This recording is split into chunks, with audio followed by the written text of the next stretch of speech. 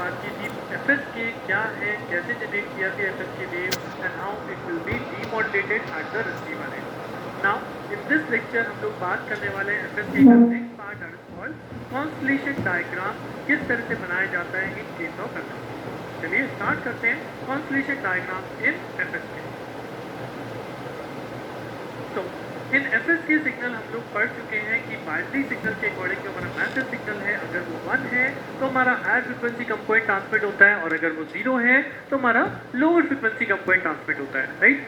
Now we already know कि जो हमारा A है that A will be represented by the power P is equal to half of A square. अगर यहाँ पे हम पावर कैलकुलेट करें तो power is calculated by half of A square, और 1 बिट एनर्जी की अगर बात करूँ तो this is given by power into time period of that particular bit, और time period of that particular bit is what, that is TB। तो ये बन जाता है हमारा A square by 2 into TB। Now what is the value of A?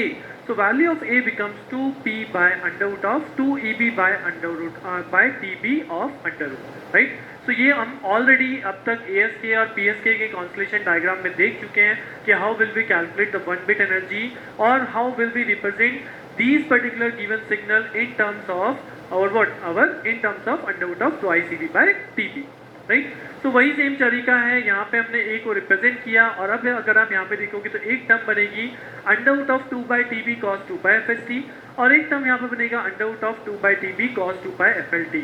Now if you remember the previous lecture, FSK के अंदर during the generation हम लोग दो बेसिस फंक्शन से, या आप कह सकते हैं कैरियर सिग्नल से मल्टीप्लाई करते हैं। That carrier signal is nothing but this is phi1t and this is phi2t। तो सेम चीज है यहाँ पे कि हम अपने सिग्नल को in terms of phi1 phi2 में रिप्रेजेंट कर सकते हैं। तो what my signal become under root of EB phi1t and under root of EB phi2t। This is my signal number 1 and signal number 2।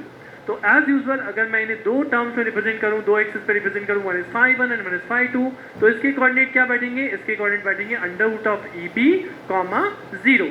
But same चीज अगर हम S2 signal को देखेंगे तो इसके अंदर phi1 नहीं है, तो इसके कोऑर्डिनेट हो जाएंगे 0 अंडर रूट ऑफ EB।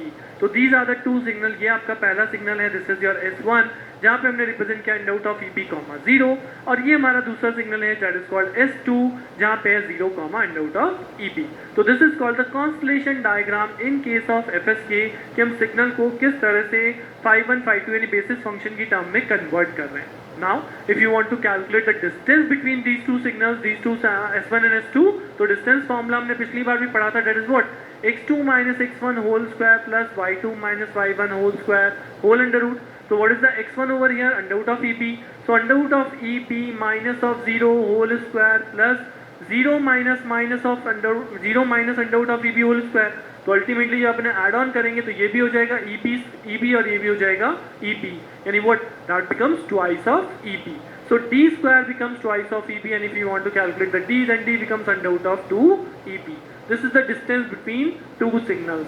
तो कॉन्स्टलेशन डायग्राम आपके सिलेबस में मेंशन है एज अ सेपरेट टॉपिक। तो मैंने आपको सारी कन्फिगरेशंस के साथ, मतलब जितनी भी हम अब तक मॉड्यूलेशन टेक्निक्स देख रहे हैं सब में, इसलिए मैंने पार्ट A पार्ट B बनाया, सो दैट मैं कॉन्स्टलेशन डायग्राम को बिल्कुल अलग से रख सकूँ।